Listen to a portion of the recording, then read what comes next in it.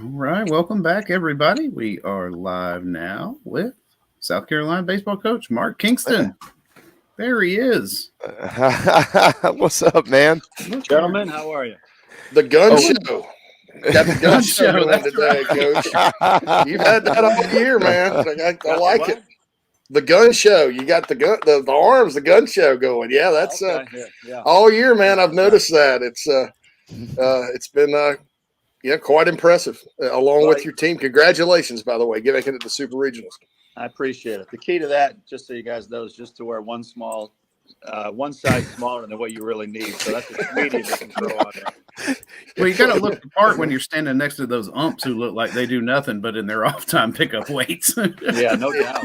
They make me look tiny.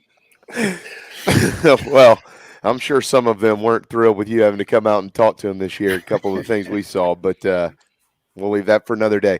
You're in the Correct. Supers, Coach. What a great weekend for your guys. Describe it for us. Congratulations. Well, I appreciate that, guys. Look, everything that we wanted to happen happened. We pitched at a very high level.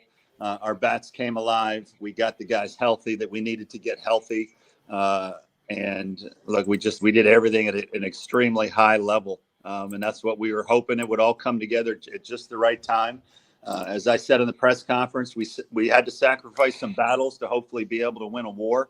And again, it's great when a plan comes together, because it certainly did this weekend. Yeah, your pitching staff was once again really good. It's very interesting for you this time of year, this go around. A lot of guys feel like they're going to have everything settled by June. You're kind of there, but you just have a lot of options. So seemingly it looks like you kind of evaluate it week in and week out. Is that the plan this week going into Florida once again? Yeah, absolutely. All the roles now can kind of morph into different roles if necessary. I really like the look of Will Sanders coming out of the bullpen twice in dominant fashion. So that's obviously something we could stick with, or we could potentially use him in a starting role because he's feeling great right now. Hicks has been great as a starter. Mahoney's been great as a starter. Becker and Jones have both had their moments of being really, really good. So we'll have to look at the matchups. We'll have to look at what type of success the guys that we could use have had against Florida and their hitters. And so we're just, again, try to put together a plan that gives us our best chance of success. Nothing guarantees it, but we'll have a well thought out plan and reasons for everything we do in terms of our pitching. How much does the series and the regular season play into this weekend? Not much. We're a different team. I was watching some videos from when we played them, and there were probably 3 or 4 guys that were even playing for us at that time that are probably going to be role players for us this weekend. They're a different team. We're a different team. It's going to be in a different venue.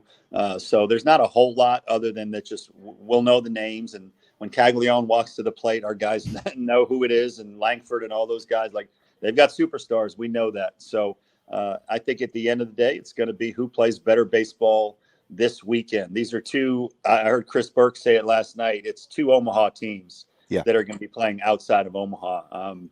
I don't think there's any question, again, at this point now that we're back, we're one of the best 8 teams in the country. That's pretty clear. But so is Florida. So you're going to have 2 Omaha teams trying to get to Omaha. Something that is watching those games this weekend. You mentioned last week you might have a few tricks up your sleeve, and you didn't lie. Will McGillis was in there leading off all weekend, and he had an outstanding return to the lineup. I want to ask you though, as a coach, because sometimes it's not as much as just plugging Will McGillis in, and he goes out there and has 7 or 8 hits, and yeah, that's great. But can you kind of speak to it just from a mental standpoint with your group? Just that feeling, once again, of feeling kind of whole and complete, just the comfort of having Wimmer back at short, McGillis back in the leadoff spot, even if they're not producing 3 and 4 and 5 combined hits a game, the fact that they're in there, it seems like it takes pressure off a lot of those other guys. Yeah, it sure does. Again, I like to speak in analogies sometimes, and the best analogy I can give you is if you got a really nice car that you're in love with, but it got a couple flat tires, the inside of it needed a lot of vacuuming, and you needed to clean the outside, and there was a crack in the windshield, and you got it all fixed. And when you get it all back from the shop and it feels brand new again, you're like, oh, okay, yeah, this is nice. And that's how it felt rolling that team out there again, because it just felt like, man, we're taking so many great at bats. There's no off innings, and man, we're making so many great defensive plays, and we're covering the field much more than we had been. And pitching wise, we're putting guys in spots that they can be successful. It just felt like you had your new car back. And it just, again, it was one weekend. So I don't think they're going to plan the parade down, on Main Street yet, but it sure felt good to have our team rocking and rolling again. Coach, last year, Kate, and we told you at the beginning of the season, and you said 4 times during that interview, we have to stay healthy. We have to stay healthy. We have to stay healthy. Last year, that was one of the toughest injury years I think any coach anywhere has had ever, especially with the pitching staff. So you go into this year, you start 34-6, then it starts to add up on you this year. Mm-hmm. Now, some people, it's human nature, would have just said, I'm cursed. That's it. You never went there. You were like sort of steady, and your team was steady, and you're just like, it's going to be okay. We're going to get these guys back. We're going to be okay in the end. I think that's, from the outside looking in, that's leadership. And that's kind of, I think, helped with the success this past weekend. What can you say about kind of how you set the tone during those rocky moments and kept your team up and believing and that things would get better? Because, I mean, it got tough there for a while.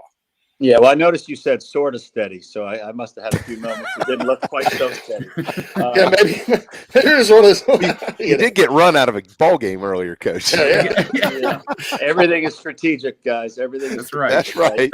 At the end of the day, that you hear it all the time, teams will take on the personality of their coach. And so I think if you want your team to stay steady and stay in the fight and not give in and not give up and not show bad body language, then as a head coach, you better be willing to do it yourself. And you better believe it, because kids can see right through you.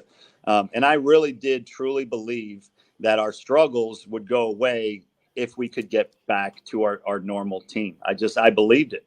And so I wasn't going to let the ship sink, knowing what could be waiting for us if we were tough enough mentally to weather the storm. And we've used that phrase a bunch, but it's what it really is. And look, leadership, head coaching is much more about leadership than it is about X's and O's. And look, you got to have great recruiting going on.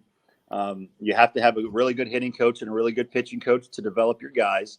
And then the head coach has to set the tone for the program in terms of communication and what's our identity and how are we going to act and all those things. And so, when you go through struggles, I think that's when you really, really get to find out about people, about teams. Everybody's great when it's going smooth, but I think you can really define people and teams by how do they handle the tough times. And so I'd like to think that people on the outside say, damn, that team went through a really rough patch, that really rough month, but damn, they handled it really well. And now they're getting rewarded for it. Well, you were rewarded with a national seed. I think it was the Campbell game on Sunday in the midst of that flurry of hits, and Monty slapped you on the arm and fist pounded you. It might have been after Casas poked one into right field. What was he so excited about there? I just think it was, hey, our plan is coming together. That's what it was. Because as a coach, you take a lot of pride in the relationships with your players, and you take a lot of pride in trying to have an impact on what is going on and in their success. And, I talked about it. Immediately when we got on the bus leaving Hoover, Monty and he sits on the front left, I sit on the front right of the bus, and we just put our heads together and put together a plan. And that started minutes after we got on the bus. And then to watch it all come to fruition after a week of preparation and working hard, with the guys, to see them have that kind of success. Look, that's what really gives you those great feelings as a coach, And so we kind of looked at each other and kind of winked and said, man, you know what? It's coming together. And so it's a really good feeling. Everybody feels good this week, injury-wise, and all the guys that are there, they all feel good and ready to go.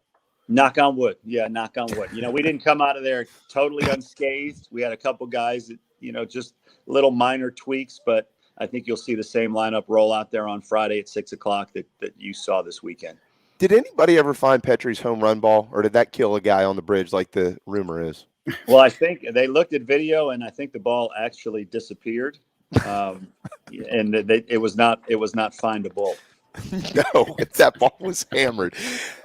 My final one for you, Coach. Just We know we got to disintegrated. Yeah. that's right. If it wasn't for that nick of the railing up there, he would have hit somebody on the bridge. He would have caused a wreck.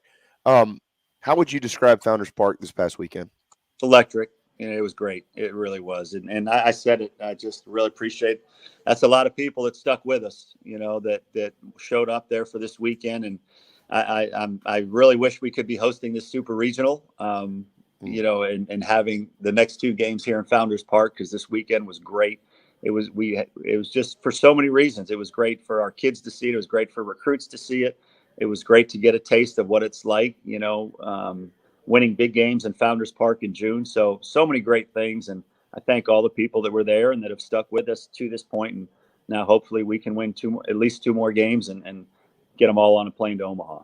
Tell you what, walking around there all weekend, and I got to spend a lot of time with a lot of them. All the number of former players that were there pulling for their Gamecocks was really, really neat to see. And, everybody will be screaming loud at 6 o'clock from wherever they are Friday night to get y'all back to Omaha, Coach. Thank you. I know we're going to let you run on that note. You squeezed us in today when you certainly had no obligation to do that, and it really, really means a lot. Safe travels tomorrow down to the swamp, and take another series from them if you don't mind. We all want it. Trust me, we all want it. Appreciate you guys for having me on.